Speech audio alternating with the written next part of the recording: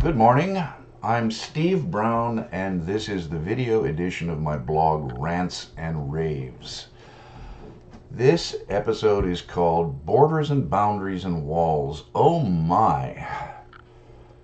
Robert Frost famously said, "Something there is that does not love a wall." And boy, oh boy, is that ever true. Everybody seems to be going absolutely batshit crazy about our southern border. There has been an influx of refugees, evidently, who came from the Guatemalan border, 2,000 miles up the length of Mexico, past 9 consulates and embassies, evidently aided by somebody, perhaps local well-wishers, perhaps the Mexican government, which has refused to consider giving them asylum from the god-awful conditions, and wants to make them our problem. Well, the president did something odd. Though the laws have been on the books for maybe 3 previous administrations, something like that there, he decided to actually enforce them. As some have pointed out, either indignantly or approvingly, possibly to make it unattractive to come here and try to dump themselves upon us like that. Of course, our compassion is absolutely strained by this. There are people who have seen these pictures, some of which turned out to be from previous administrations, by the way, and their heart is absolutely wrenched. Others have seen this as a threat, which is also kind of weird. Sorry, there aren't that many people enough to be really threatening. Yes, there are probably some unsavory types among them. How do I know that? Because whenever there are large groups of naive innocents, there are unsavory types among them. I call it the Haight-Ashbury effect. If you remember the Summer of Love, when everybody went to do peace and love in Haight-Ashbury and were followed immediately by predators, sniffing blood in the water like sharks. It happens. It's a fact of human nature. At any rate, people have gone pretty nuts over this. I had actually been planning this broadcast before for a while, but it seemed a good time to finally get down to it. And when I say nuts, I mean really seriously nuts. People, old friendships are being broken over this. People are insulting each other with the vilest sorts of insults you can imagine. And why? Well, one, of course, compassion. People who feel deeply, feel terrible about this thing. And in this day and age, the fashion is not to go and try to do something about it, but to make it plain on social media exactly how terrible you feel and how you're an awful person if you don't feel as terrible. And then there are those who would like to address it and would like to start with questions. Now, on one side, there are the people for whom the compassion is everything. And on the other side, there are the people that have certain kinds of questions. How do we address this? The most simplistic is kick them out. No, that's not going to fly either. Between let them all in, and kick them all out, neither extreme is going to fly. We do recognize we have to do something, but like Tubal and Jubal Cain of old, there are those who refuse to admit that the problem is complex. They get enraged by the idea that all the available alternatives might suck. Do not admit any kind of, there's no kind of admission that anybody who disagrees with them might be doing so from sincere motives, from practical motives. No, if you disagree, you're a racist pig. Okay. So why can't we get serious about this? And why can't we talk to each other in any kind of civil way? And now people are starting to say calls for civility are really disguised calls to suppress free speech. Yeah, right. Okay. It seems to me that there's an attitude about borders and boundaries and walls. Oh my! Operating here. There are those who see borders, boundaries, walls as being limiting, confining. And of course they are. Prisons have walls or fences. Boundaries, borders, there are some people who compare national borders to prisons. It hems people in. And yes, there are some pretty awful countries that have fortified their borders with the guns pointed inwards. to keep people from leaving. Now, we are not one of those countries. Our borders, one, are not fortified. They really aren't. They're guarded, but they're not fortified. And the notion is not precisely to keep people out, but to regulate the traffic that comes in and out. And there are people for whom that word regulate sets up alarm bells too. And as an aside, does anybody else still see how seriously weird it is that we're having this conversation about borders? Every nation in the world, with apparently one exception, us, regards their right to control their borders as a given. It's not even up for discussion. In most places, it doesn't even occur to them. Our border, our rules on one side, your rules on the other. And if things are relatively peaceful, that's fine. If they're not, it's another problem. Europe has recently begun to have this problem also, with unregulated travel into the Eurozone, with Europe now divided into the countries which are saying, yes, everybody takes some, and those like Poland, where I lived for some years, are saying no. And note something, those are countries which only recently regained their national sovereignty. These were countries which were occupied satellites of the Warsaw Pact, the so-called Warsaw Pact, the Soviet Empire, that regained their independence sometime around 1989 to 1990. I went to live there shortly thereafter, and believe me, it was a liberation. It was the fall of an empire. Now, the thing about that, though, back to Frost, something there is that does not love a wall is people do not seem to see people of that persuasion do not seem to see what people of the other persuasion see or feel but cannot really articulate, is that borders, boundaries, walls are also liberating. A wall can be a prison to keep you in, but a wall can also mark a fortress to keep hostiles out. Boundaries. My property has boundaries. Interesting one. I have a neighbor who's a very nice guy, but he's kind of touchy about his lawn, and I am not. I'm afraid I'm striving to be a better neighbor, but you know what kind of makes things cool between us is there's a big section of the yard between us which belongs to neither of us. It's actually a city easement. It's road width.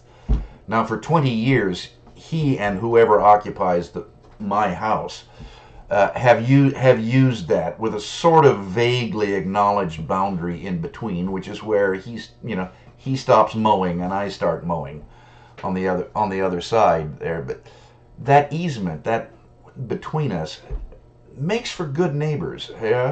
It makes something okay. It's not. If I'm going a little bit further or not mowing quite right, it's not his property. Like that. I don't go on his property, and I try to keep my dog off his property, which is bad dog, a source of a little bit of friction stuff. Boundaries, folks. It's about boundaries. What are rights? Rights are boundaries. A right is a boundary you don't cross.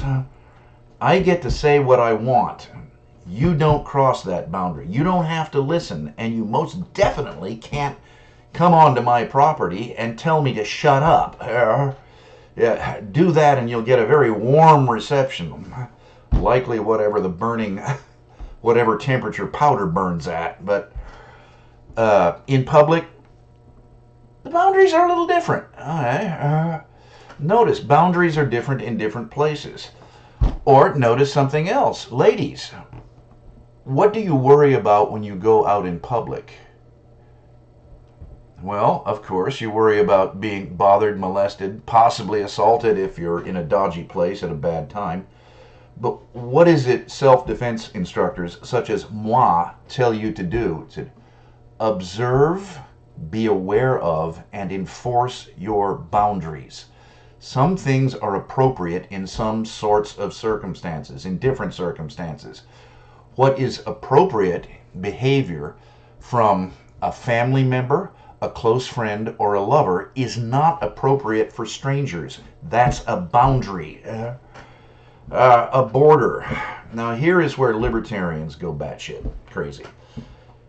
Strong on property rights, strong on my border, my boundary, my property, my place, my rules. For God's sake, even social media. This is my thread. I get to determine what is appropriate speech.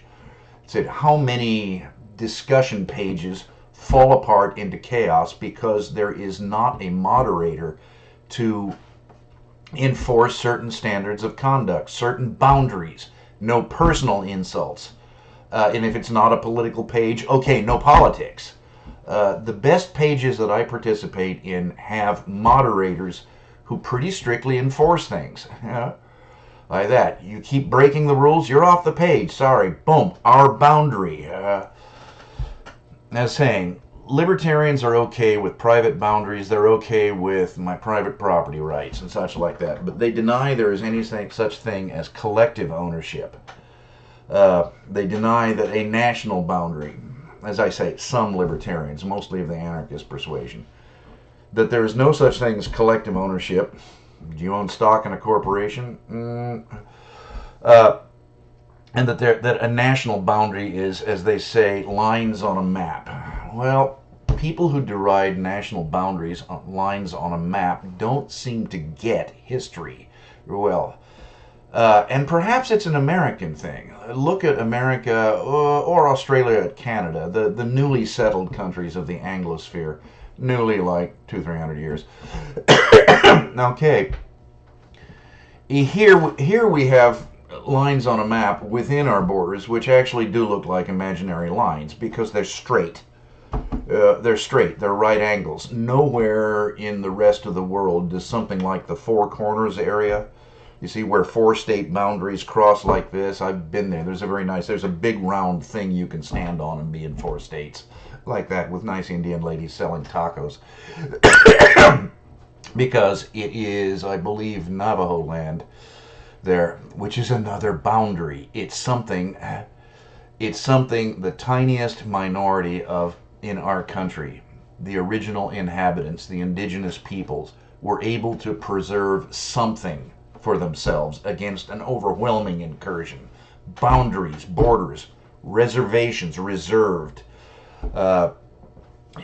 It was a terrible deal for them, but it was a deal. It was something they have. And they are rightfully touchy about what to do with those boundaries. Now, those that think there should be no boundaries, or there are those that think there should be no national boundaries. Like I say, they tend to be either libertarians or extreme leftists. Now, of the flaky libertarians that don't think that there should, I'm sorry, I identify as one, but yes, quite a few of them are flaky. No national boundaries. Have no idea of national defense. No idea of this notion here. This is where our laws. We think it good that all men should have one law, as the ancient Icelandic law speaker said. Our rules this side, your rules that side. Even within the nation, the state boundaries. This is what these do is, aside from provide smaller administrative units, is they give us space to experiment. Laws are somewhat different. A lawyer who is licensed to practice in one state may not necessarily be able to practice in another state because he's not up on what the local law is about. And I think that's a good thing. It gives us space. The states in some way are experimental laboratories, and the nations of the world are the experimental laboratories of the human race. Because though we are all human, we all share a common humanity. Within that common humanity, there's a lot of different ways to be human. And nations are what give us that space to experiment with different ways to be human. We can have our different cultures. And within the nation, there might be different cultures and subcultures, which also involve boundaries of some kind. Informal boundaries, cultural boundaries, things of that sort. Now, a lot of these experiments are bloody awful. That's the nature of human beings. We don't know everything yet. We think, and here in the United States, our little corner of Western civilization, which is a subset of humanity, of all of humanity, have discovered certain things which we think enable us to live a more fulfilling, more human life.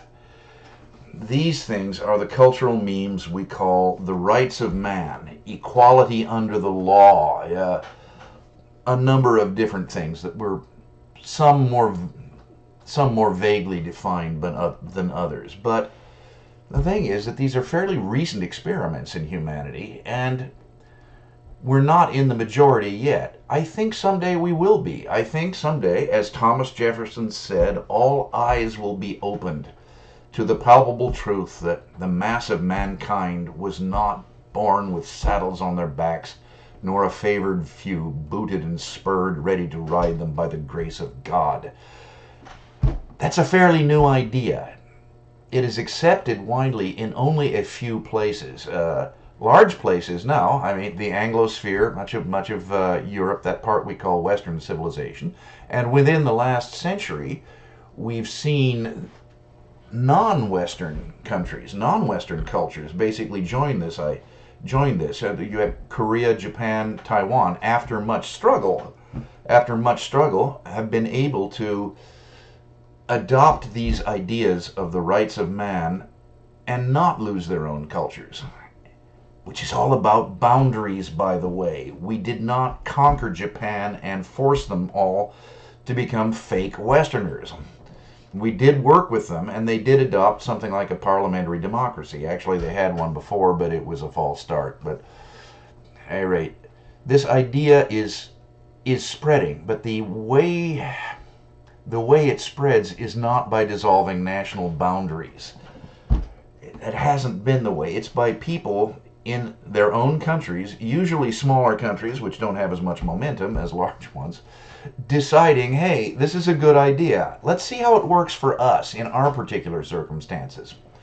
But in order to explore how it will work for you, the rights of man, equality under the law, the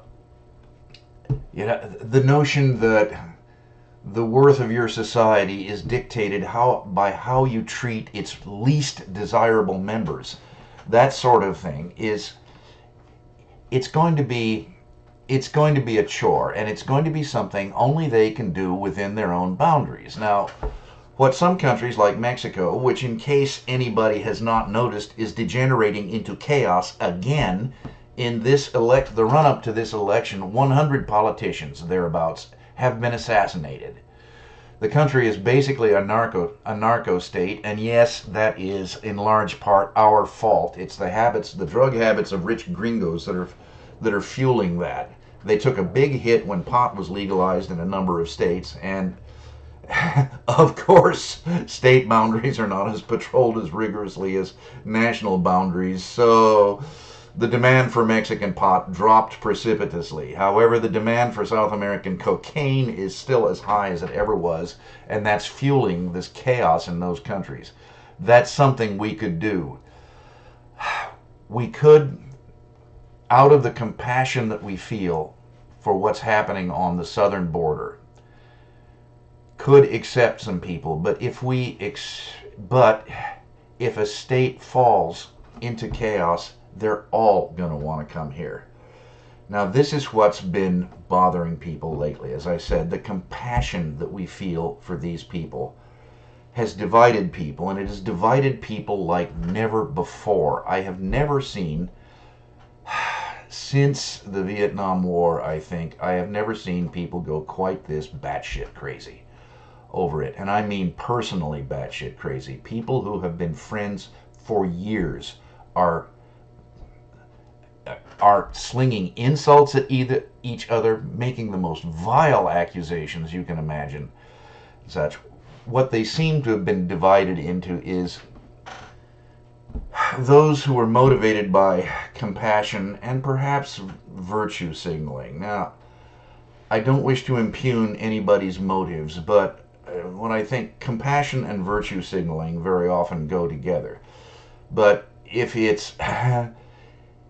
you're loudly advertising your compassion and not doing anything practical about it, I have to assume that perhaps the appearance of compassion is more important to you than the actual practice of it. But on the other hand, you have the people who would like to address this problem practically. Now, on the extreme, it's kick them all out. Okay, well, no, that's not going to happen either. We can't do that. As a nation, we can't ever bring ourselves to do something that extreme. What's going to happen is, as usually happens, there'll be something in the middle that nobody likes. On the one hand, tear down the wall. Remember Jefferson's Starship? Up against the wall, Mater violator, tear down the wall. And on the other hand, build the wall. Somewhere it's going to happen somewhere in the middle, probably with a compromise that nobody likes. That's one of the things about democracy, what I call equality of dissatisfaction. Reach a compromise that everybody hates about as much.